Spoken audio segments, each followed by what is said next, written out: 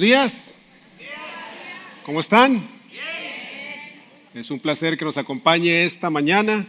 Si esta es tu primera vez, estamos muy contentos de que estés aquí. Bienvenido, nos sentimos honrados de que hayas decidido pasar esta mañana con nosotros. Si no tenemos el gusto de conocernos, mi nombre es Jorge Cota y soy parte del equipo de Watermark en español.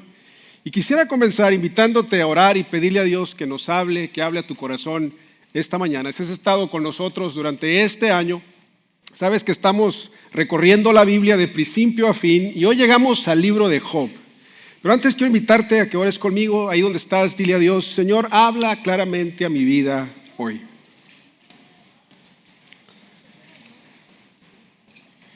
Y luego ora por las personas a tu alrededor y dile: Dios, habla claramente a ellos también.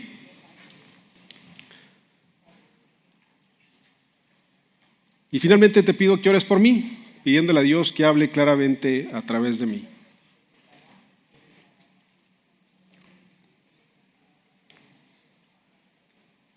Y Padre, creemos que tú estás aquí presente entre nosotros y que deseas hablarnos esta mañana. Te pedimos que tu voz resuene con claridad por encima del ruido y las distracciones. Abre nuestros ojos para verte y afina nuestros oídos con tu espíritu para escuchar tu dirección, tu amor y corrección. Disponemos nuestros corazones para recibir lo que tienes preparado. Y Padre, yo te pido que nadie se marche sin haberse encontrado contigo hoy. Que cada uno viva un encuentro real y transformador contigo. En el nombre de Jesús, amén. Muy bien, cuando entró recibió un bosquejito. Ahí, si lo tienes, sáquelo. Ahí están los versículos que estaremos viendo el día de hoy, al igual que espacios para que anote los puntos importantes. El libro de Job es una de las obras más profundas, complejas y conmovedoras de toda la Biblia. Es un libro extenso, compuesto por 42 capítulos, que gira en torno a la vida de un solo hombre.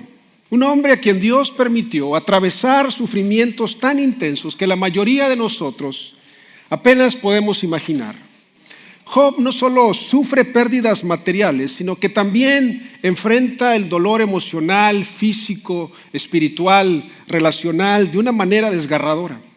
Y antes de sumergirnos en el pasaje, quisiera ofrecerle un resumen general del libro, especialmente para quienes no estén del todo familiarizados con él, o tal vez lo hayan leído sin captar todos los matices que encierra. El libro comienza presentándonos a Job, un hombre descrito como íntegro, recto, temeroso de Dios y apartado del mal.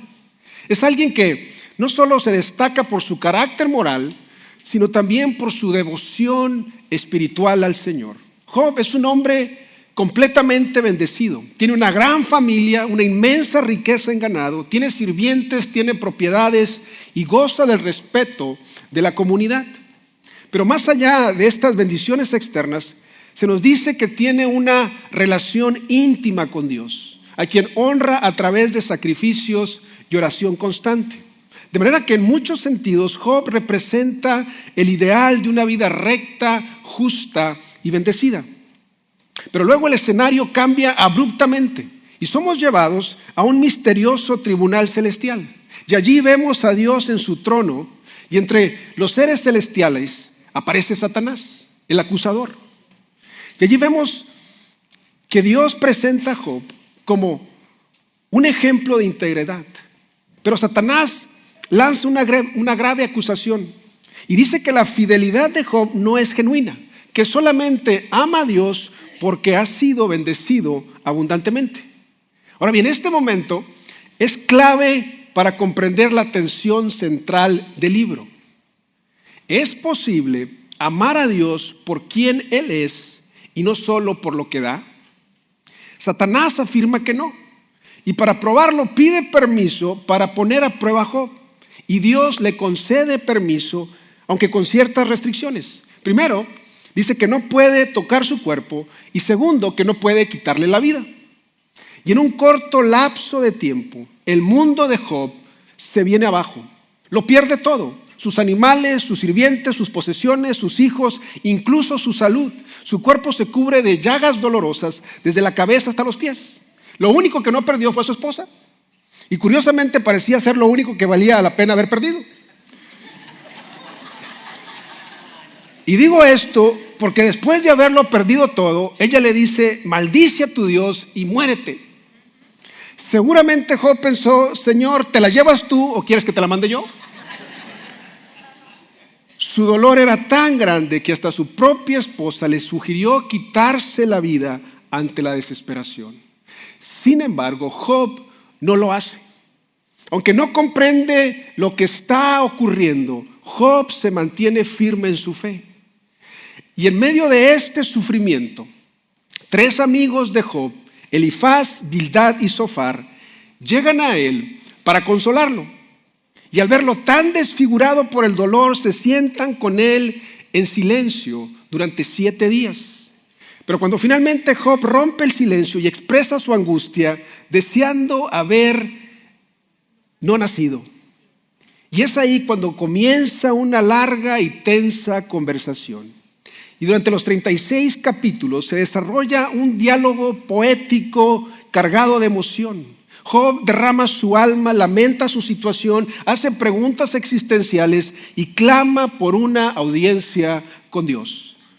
Sus amigos, por su parte, insisten en que el sufrimiento de Job debe ser a consecuencia de algún pecado oculto. Como puede ver en su teología simplista, ellos no pueden concebir que un hombre justo y recto sufra sin haber hecho algo malo para merecerlo. Lo acusan duramente y su falta de compasión se vuelve un peso adicional sobre Job. Y después de tanto silencio de parte de Dios, finalmente en los capítulos 38 al 41, el Señor responde. Pero no lo hace explicando las razones detrás del sufrimiento, ni revelando lo que ocurrió en el cielo. En cambio, Dios lleva a Job a contemplar su grandeza, su sabiduría y su poder.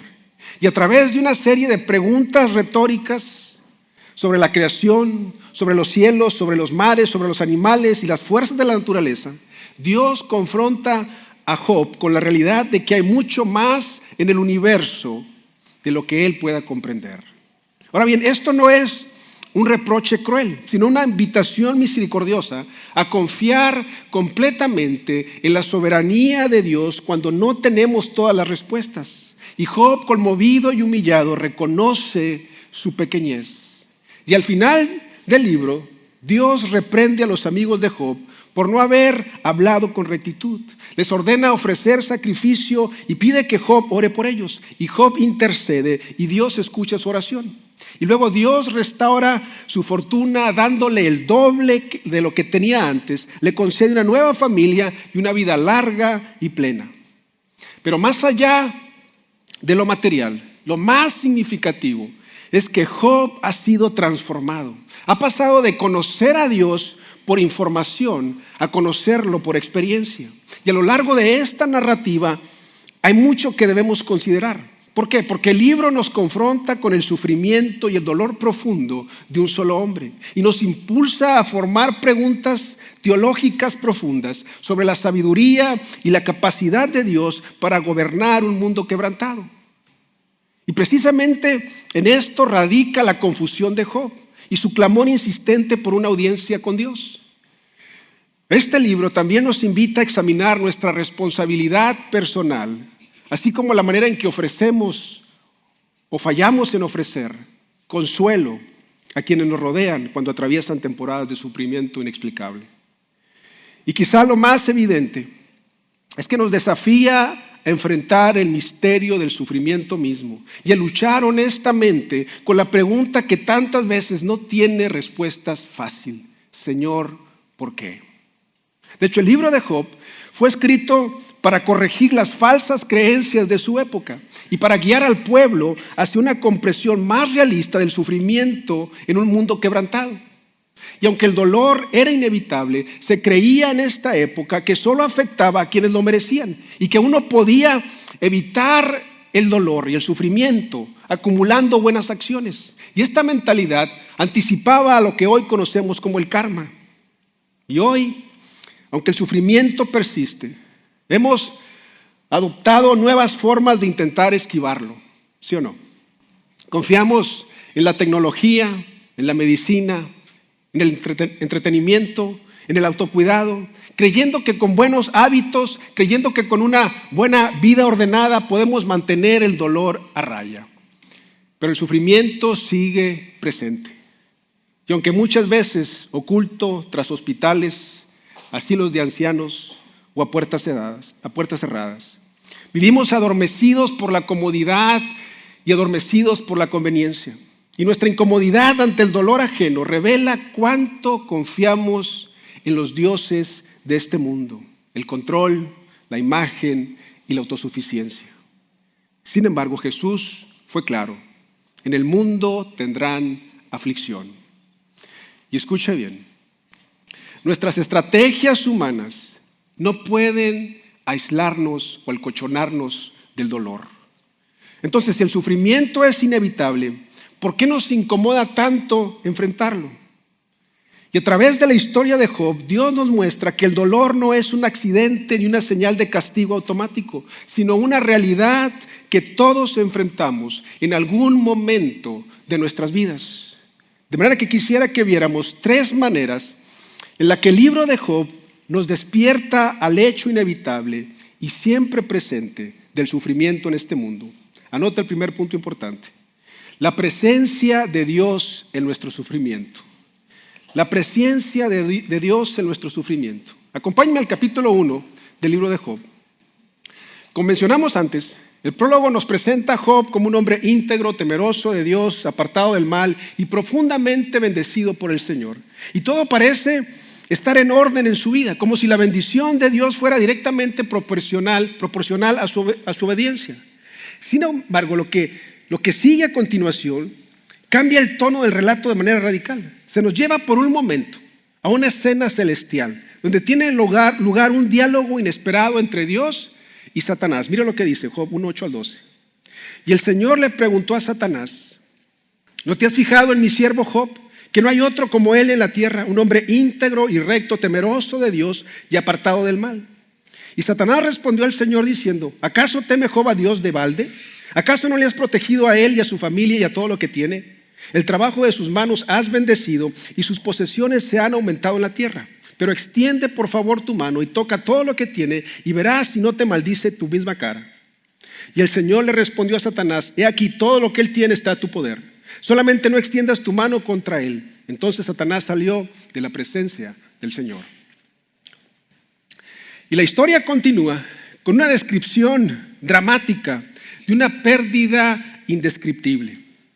En cuestión de momentos, Job lo pierde absolutamente todo: sus bienes, su sustento, sus sirvientes, sus animales, y lo más desgarrador de todo es que también pierde a sus hijos. La intensidad de la tragedia es abrumadora, y lo que es aún más desconcertante es que todo esto ocurre con total conciencia y permiso de Dios.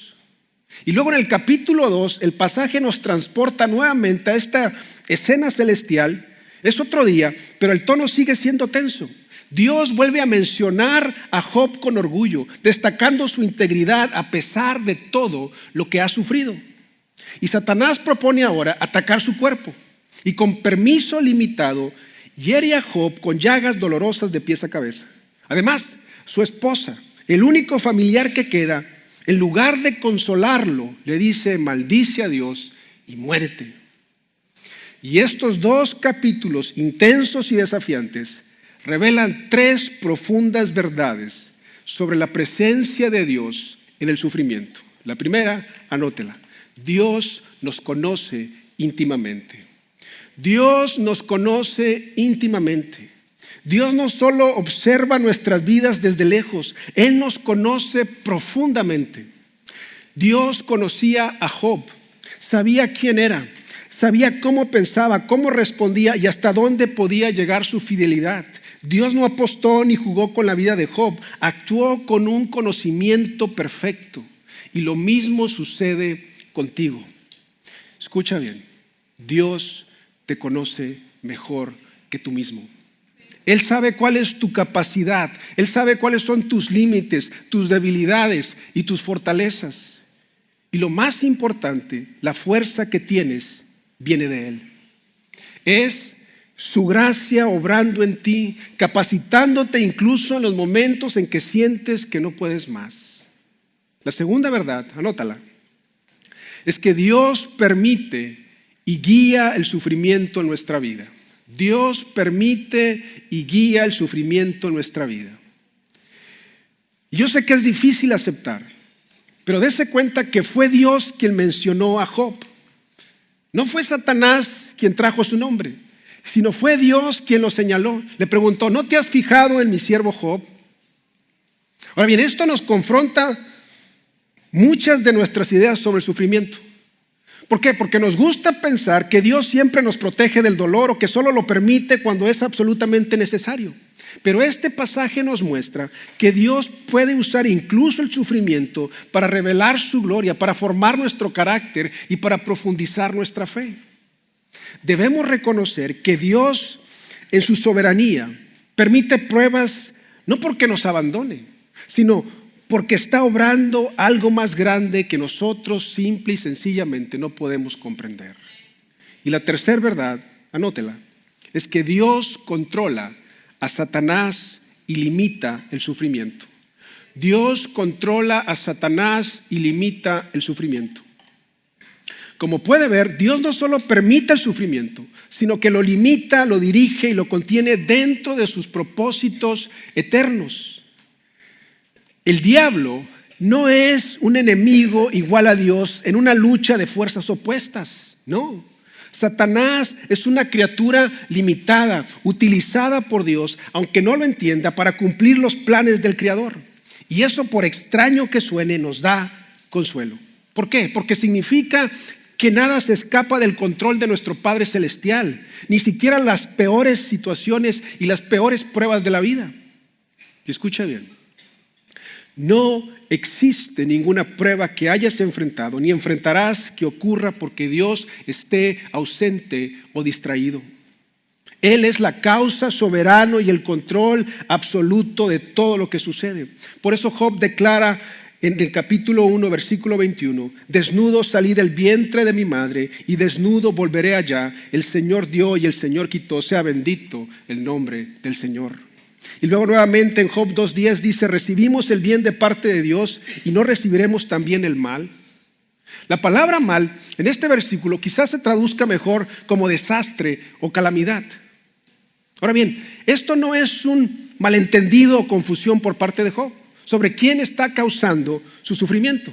El autor de Job deja bastante claro en el capítulo 1, versículo 22, y dice, a pesar de todo esto, Job no pecó ni le echó la culpa a Dios. Entonces, si Dios es quien permite, regula y limita nuestro sufrimiento, es a Él a quien debemos dirigir nuestra confusión, nuestras preguntas, nuestras inquietudes. A esto es lo que nosotros llamamos lamentación. La lamentación no es simplemente quejarse. La lamentación no es simplemente expresar nuestro dolor o expresar nuestro sufrimiento, sino que es una oración en medio del dolor que nos lleva a confiar en Dios. Es una forma honesta y valiente de acercarnos a Él con todo lo que sentimos, incluso cuando no entendemos por qué sufrimos. Y sabe, la Biblia está llena de numerosos ejemplos de personas como Job, que no escondieron sus sufrimientos, sino que expresaron sus miedos, sino que expresaron sus dudas, sus inquietudes, sus frustraciones con total sinceridad delante de Dios. Y este modelo bíblico nos invita entonces a nosotros a no reprimir nuestras emociones, ni alejarnos de Dios en medio del sufrimiento, sino acudir a Él con honestidad y entregarle nuestras preguntas y nuestras dudas. Como puede ver, la lamentación es un camino que nos puede llevar desde el dolor más profundo hasta una fe fortalecida. Porque es en esa comunicación sincera con Dios que Él nos sostiene y nos transforma. De manera que, ¿qué podemos encontrar? Podemos encontrar un profundo consuelo al saber que nuestro dolor no es fruto del azar, sino que está planeado y tiene un propósito en las manos de un Dios completamente amoroso y sabio. El segundo punto importante, anótelo, que nos deja el libro de Job, es el papel del creyente ante el sufrimiento de otros. El papel del creyente ante el sufrimiento de otros. Lamentablemente para Job, esta lección se revela de una manera dolorosa. Y es a través de los errores de sus tres amigos, Elifaz, Bildad y Zofar. Al principio su intención parece genuina y parece esperanzadora. Mira lo que dice Job 2, 11 al 13. Entonces tres amigos de Job, Elifaz, el temanita, Bildad el sujita y Zofar el namatita, se enteraron de todo el mal que le había sobrevenido y vinieron cada uno de su lugar. Convinieron juntos en ir a él para expresarle su condolencia y para consolarlo. Y cuando alzaron los ojos desde lejos y no le pudieron reconocer, lloraron alzando la voz. Cada uno rasgó su manto y esparció polvo hacia el cielo sobre su cabeza. Luego se sentaron en tierra con él por 7 días y 7 noches, y ninguno de ellos le decía una sola palabra porque veían que el dolor era muy grande. Ahora bien, a menudo, cuando se habla de los amigos de Job en contextos cristianos, se considera este preciso momento como el mejor que tuvieron sus amigos, porque supuestamente estos hombres hicieron algo valioso. Al enterarse del sufrimiento de Job, viajaron desde lejos, lo buscaron, se sentaron con él en su dolor y guardaron silencio durante 7 días. Y vemos este gesto inicial como una forma profunda de empatía. Sin embargo, cuando finalmente abren la boca, sus palabras, en lugar de consolar, hieren. Y a lo largo de 8 discursos diferentes, sus intentos de explicar el sufrimiento de Job se convierten en acusaciones infundadas, en teologías erradas, en juicios superficiales. Intentan defender a Dios, pero lo hacen a costa de culpar al inocente. En lugar de consolar, complican el dolor. Y Job no se queda callado. Él responde con honestidad y dolor. Y en Job 13, 4 al 5 los confronta con estas palabras. Mire lo que dice. En cuanto a ustedes me calumnian con mentiras. Como médicos son unos matasanos inútiles. Si tan solo se quedaran callados, es lo más sabio que podrían hacer. Ahora bien, aquí surge una pregunta que vale la pena plantear. ¿Fue su mayor acierto guardar silencio y su mayor error atreverse a hablar? Personalmente no lo creo. El autor y comentarista bíblico británico Christopher Ash hace la siguiente perspectiva reveladora al respecto, y cito: la Biblia sugiere que lo que ellos hacen, rasgar sus vestiduras, echarse polvo sobre la cabeza y guardar 7 días de silencio, es exactamente lo que uno haría al hacer duelo por un cadáver. Es posible que su silencio no haya sido tanto un acto de compasión, sino un silencio de bancarrota. Callan porque no tienen nada que decir. Para ellos, su amigo está prácticamente muerto. En nuestra cultura sería como si llamaran a la carroza fúnebre y se sentaran junto a Job con el ataúd abierto. Y es Job quien finalmente tiene que romper el silencio. Ahora, considerando esto, quizá más allá de simplemente haber estado presentes, no hubo mucho que rescatar en la actitud de los amigos de Job. Su compañía, lejos de ser un verdadero apoyo, terminó siendo una carga para Job, debido a las palabras erradas y juicios precipitados. Y esta realidad se confirma aún más al final del libro, cuando Dios le habla directamente a Elifaz y expresa su descontento por la forma en que él y sus amigos hablaron de él y de Job. Mira lo que dice Job 42:7. Mi ira se ha encendido contra ti y tus 2 compañeros, porque no han hablado lo recto acerca de mí como mi siervo Job. Ahora bien, esto no significa que los amigos de Job no dijeran cosas verdaderas e incluso profundas. Sin embargo, esas verdades aisladas no compensan los errores fundamentales de su manera de acompañar a Job. De hecho, los amigos de Job cometieron 3 errores fundamentales. Anota el primero. Hablaron de Dios, pero no con Dios. Hablaron de Dios, pero no con Dios. Repetidamente sus discursos se basan en suposiciones personales y prejuicios sobre cómo actúa Dios sin buscar la verdadera sabiduría o dirección divina. El segundo error, escríbalo, es que ofrecieron verdades incompletas en un mal momento. Ofrecieron verdades incompletas en mal momento. Las falsas enseñanzas pueden ser particularmente dañinas porque contienen fragmentos de verdad, lo que las hace parecer creíbles, pero descuidan aspectos esenciales que ofrecen una imagen completa y sana. Es tan importante prestar atención a lo que los amigos de Job no dijeron como a lo que dijeron. Y el tercer error que cometieron, anótelo, es que mostraron más egoísmo que compasión. Mostraron más egoísmo que compasión. Elisaf, Zofar y Bildad parecían más interesados en defender sus propias ideas erróneas sobre el sufrimiento, ideas que les daban seguridad y control, que en consolar y apoyar a su amigo en esa difícil situación. Entonces, ¿qué podemos aprender de los errores de los amigos de Job sobre el papel que debemos asumir cuando otros sufren? ¿Qué actitud debemos tener cuando personas de nuestro grupo comunitario enfrentan dificultades económicas o la pérdida del trabajo? ¿Cómo deberíamos acompañar a nuestros vecinos que están de luto por la muerte de un ser querido? ¿Y qué debemos decir o hacer cuando compañeros de trabajo atraviesan largas temporadas marcadas por la ansiedad o la depresión? Sabe, muchas veces quienes sufren terminan sintiéndose como un problema que hay que solucionar, en lugar de una persona que necesita ser consolada. Y mis hermanos, escuchen bien el día de hoy. Nuestro papel como cristianos en la vida de quienes sufren no es resolver su dolor, sino acompañarlos con humildad, con sabiduría que viene de lo alto y con un discernimiento guiado por el Espíritu Santo.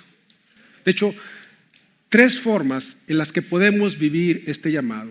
La primera, anótela: intercede por ellos ante Dios antes de intentar hablarles de Él. Intercede por ellos ante Dios antes de intentar hablarles de Él. Intercede por su vida en oración. Ora por ellos y si es posible, ora con ellos. Lleva su situación delante del Señor antes de intentar ofrecer palabras humanas. La intercesión silenciosa y sincera es mucha más poderosa que cualquier consejo bien intencionado. La segunda cuestión: pide a Dios claridad para hablar con sabiduría y sensibilidad. Pide a Dios claridad para hablar con sabiduría y sensibilidad.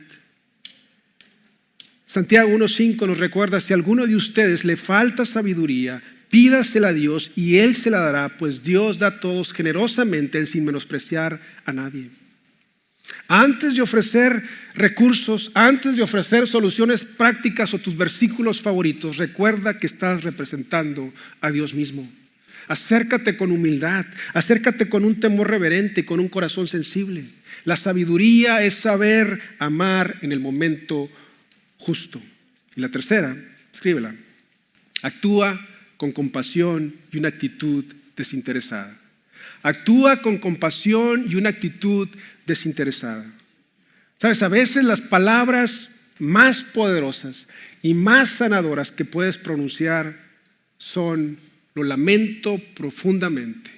Debe ser un dolor inmenso. Permítete sentir con el otro. No conviertas su dolor en una oportunidad para contar tu historia o para demostrar cuánto sabes. Resiste la tentación de centrar la conversación en ti. El verdadero consuelo nace del silencio empático, del abrazo sincero, y te da la voluntad de compartir el peso del sufrimiento, aunque no tengamos todas las respuestas. Y por último, veamos cómo el libro de Job nos revela el propósito que el sufrimiento cumple en nuestras vidas. El propósito del sufrimiento en nuestras vidas. Después de 36 capítulos marcados por el lamento de Job y los intentos fallidos de sus amigos por explicar su sufrimiento, finalmente la historia da un giro dramático y Dios interviene. Y en el capítulo 38 el Señor habla. No responde directamente a las preguntas de Job, ni corrige punto por punto los argumentos de sus amigos. En cambio, lo que hace es que lo confronta con una serie de preguntas que, muy lejos de ser una humillación, son una invitación a la humildad, a la reverencia y a la confianza. En lugar de ofrecerle respuestas claras al porqué de su sufrimiento, Dios le da a Job algo más profundo, una visión más grande de quién es Él. Y Job concluye con estas palabras tan poderosas en Job 42:5. De oídas había oído de ti, pero ahora mis ojos te ven. Anótelo bien. El propósito del sufrimiento en nuestras vidas no es que comprendamos el porqué de nuestro dolor, sino que a través de él lleguemos a ver y conocer más profundamente a Dios. Como puede ver, Dios permite el sufrimiento para acercarnos a Él, para acercarnos a su sabiduría que nos guía más allá de nuestra comprensión limitada, para acercarnos a su enseñanza que moldea nuestro carácter y nos prepara para los desafíos de la vida, para acercarnos a su presencia que nos sostiene cuando todo parece derrumbarse, para acercarnos a su corrección que nos ayuda a crecer y a enderezar nuestro camino, para acercarnos a su gracia que nos cubre y nos restaura cuando fallamos, para acercarnos a su consuelo que alivia nuestro dolor y nos da esperanza, para acercarnos a su bondad y misericordia que nos muestra que nunca estamos solos ni somos abandonados, para acercarnos a su paz que sobrepasa todo entendimiento y calma nuestro corazón inquieto, para acercarnos a su generosidad que provee en medio de la escasez. Y finalmente, para acercarnos a su amor incondicional, que nos abraza en cada circunstancia, recordándonos que somos valiosos y que somos amados. Santiago 4:8. Acérquense a Dios y Él se acercará a ustedes.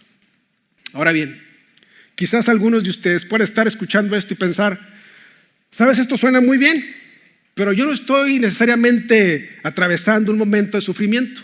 ¿Cómo puedo o cómo voy a experimentar yo a Dios también? Dese cuenta que he sido bien intencional en decir el propósito, el sufrimiento en nuestras vidas, plural. Como puede ver, la vida cristiana se vive en comunidad. 1 Corintios 12:26. Si uno de los miembros sufre, los demás comparten su sufrimiento. Y si uno de ellos recibe honor, los demás se alegran con él. Esto significa que no estamos llamados a vivir nuestra fe en aislamiento, ni a enfrentar las pruebas solos. Cuando un hermano, cuando una hermana está sufriendo, todos somos invitados a entrar en ese sufrimiento con empatía, con oración y apoyo. Y de esta manera el sufrimiento de uno se convierte en una puerta para que toda la comunidad experimente la presencia consoladora de Dios. Por eso, aunque personalmente no estés atravesando una dificultad ahora, tú puedes ser testigo del poder transformador de Dios al acompañar y al sostener a quienes sí están sufriendo. ¿Por qué? Porque es a través de sus historias, a través de sus luchas y su fidelidad que Dios también te habla y te invita a conocerle más profundamente. Nuestra fe se fortalece y nuestros corazones se renuevan en su amor, despertando nuevos afectos por el Señor gracias al sufrimiento fiel de nuestros hermanos. Porque al ver su perseverancia, su confianza inquebrantable y su entrega sincera en medio de la prueba, es ahí donde nosotros somos inspirados a profundizar nuestra propia relación con Dios. Así que algunas aplicaciones prácticas para nosotros. La primera, supera tu incomodidad y acércate al sufrimiento. Supera tu incomodidad y acércate al sufrimiento. Sabes, muchas veces el sufrimiento ajeno nos incomoda o nos hace sentir impotentes. Y es por eso que tendemos a alejarnos o a evitar esas situaciones dolorosas. Sin embargo, cuando el mundo busque a quienes ofrecen ayuda y esperanza, que encuentren al pueblo de Dios y a esta iglesia, a esta comunidad, siendo luz y apoyo. Y la segunda, comparte tu sufrimiento. No lo lleves en silencio. No cargues tu sufrimiento en silencio. Aunque a veces sientas que debes enfrentar las pruebas en silencio, recuerda que no estás solo y que tu carga no debe ser solo tuya. Al guardar tu sufrimiento para ti, estás privando a la iglesia, a tu familia espiritual, de la oportunidad de acompañarte, de orar por ti y de mostrar el amor de Dios en medio de la prueba. Así que no temas compartir tus luchas con tu grupo comunitario. Y sabes, al entrar recibiste una tarjetita de esta. Aquí puedes anotar tu petición de oración si tienes una. Permite que esta comunidad interceda por ti. La iglesia crece y se fortalece cuando vivimos en comunión, apoyándonos unos a otros en el sufrimiento y en la alegría. Y al hacerlo no solo serás instrumento de la gracia de Dios para ellos, sino que tú mismo experimentarás la presencia viva y consoladora de Dios de una manera más profunda y personal. Y aquí termino. Dios tiene un propósito para nuestro sufrimiento. Pero escucha bien, el enemigo de tu alma también tiene uno. Y Satanás creyó que lo único que mantenía a Job fiel al Señor eran las bendiciones, las posesiones y el éxito que había recibido. Pensó que si Dios permitía que Job sufriera, eso demostraría que su amor por Dios era superficial, basado únicamente en las bendiciones materiales y no en una relación genuina con Dios mismo. Y esta misma dinámica es algo que nosotros enfrentamos en diferentes momentos de nuestra vida. Todos los que estamos aquí nos encontramos en uno de 3 lugares respecto al sufrimiento. Estamos siendo preparados para una temporada de dificultad. Estamos ahorita mismo atravesando un periodo doloroso o recién salimos de una experiencia de sufrimiento. Escucha bien. Satanás, el acusador de nuestra alma, busca aprovecharse de estos momentos para sembrar dudas, para sembrar desaliento, para sembrar desesperanza. Quiere que creamos la mentira de que Dios no nos ama realmente, de que si nos permitiera sufrir es porque nos ha abandonado o no le importamos. El enemigo quiere convencernos de que nuestro amor por Dios está condicionado solo a lo que recibimos de Él, a las bendiciones visibles y tangibles, y no a la persona de Dios mismo. Y en ese sentido, el sufrimiento se convierte en una prueba para nuestra fe y para nuestro amor. Este es el campo de batalla espiritual donde se confronta la verdad y la mentira, la fidelidad y la duda. Pero aquí es donde el libro de Job nos trae una esperanza profunda y transformadora. En medio de este vaivén emocional de Job durante su diálogo con sus amigos, Job no se rinde, Job no se aleja de Dios. Más bien declara con valentía y confianza una verdad que es el corazón de toda esa experiencia. Job 19, 25 al 27. Pero yo sé que mi Redentor vive y que al final se levantará sobre el polvo, y después que hayan deshecho esta mi piel, en mi carne he de ver a Dios, a quien yo mismo he de ver. Lo verán mis ojos y no los de otro. Mi corazón se consume dentro de mí. Como puede ver, el libro de Job nos dirige hacia un Job aún más grande, a una figura perfecta en la persona de Jesucristo. Y a diferencia de Job, que fue tomado por sorpresa y sumido en la confusión, Jesús nunca ignoró ni fue ajeno al profundo propósito detrás del sufrimiento que iba a soportar. El Hijo de Dios, en perfecta y humilde sumisión a la voluntad del Padre, tomó la valiente decisión de abandonar la gloria y las bendiciones eternas del cielo para enfrentar voluntariamente el oscuro y doloroso sufrimiento de este mundo quebrantado y caído. Su sacrificio no fue en vano, fue un acto de amor supremo para redimir esta tierra rota y rescatar a cada persona que Dios ama, especialmente aquellas personas que están sufriendo, que se sienten abandonadas o cargan con heridas invisibles. Y dice la Biblia que por el gozo eterno que le esperaba, la salvación y restauración de nuestra alma, dice que Jesús soportó la cruz enfrentando el desprecio, la vergüenza y el tormento más profundo. Y ahora, glorificado y victorioso, está sentado a la diestra del Padre en el cielo, esperando ese momento en que con un poder majestuoso volverá a pisar la tierra para secar cada lágrima, para erradicar todo dolor, para curar toda enfermedad y abolir para siempre el sufrimiento y la muerte. Y quizás estás aquí el día de hoy sentado y te sientes cansado, estás hundido en la desesperanza como si ya no tuvieras las fuerzas para seguir. Sientes esa mezcla amarga de dolor, confusión y rabia y tristeza, igual que Job en su angustia más oscura.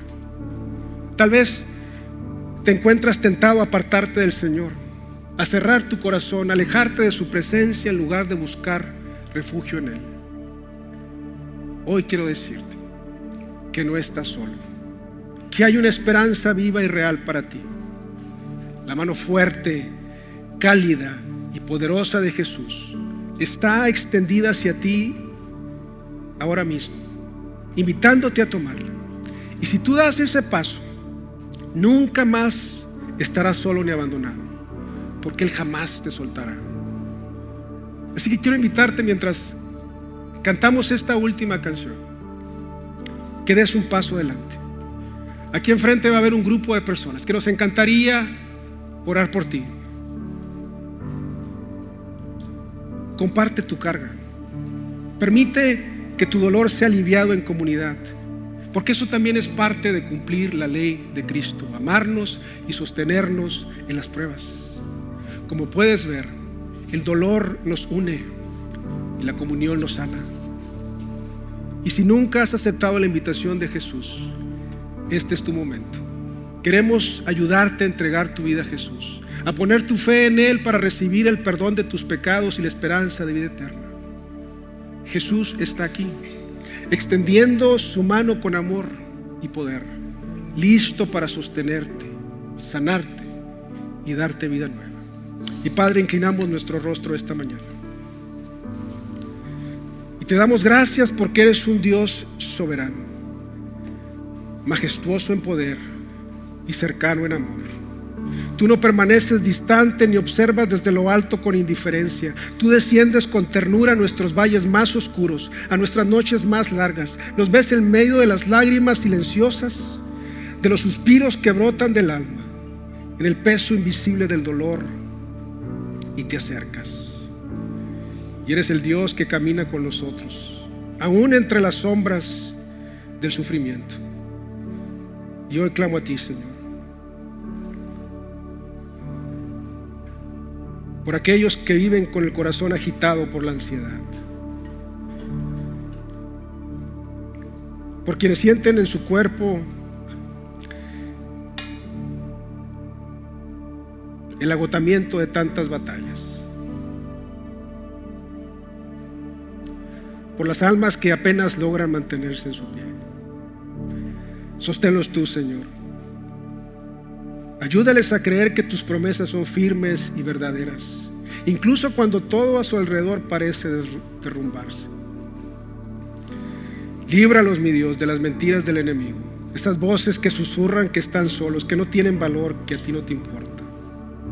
Derriba cada una con la verdad de tu amor inquebrantable, que en medio del dolor puedan correr hacia ti con confianza, reconociéndote como su Redentor, su Salvador, su Sanador y su Consolador. Y Señor Jesús, gracias porque entraste por completo en nuestro sufrimiento. No lo evitaste ni lo minimizaste. Tomaste sobre ti el peso insoportable de nuestro quebranto y abrazaste voluntariamente la cruz para darnos vida eterna.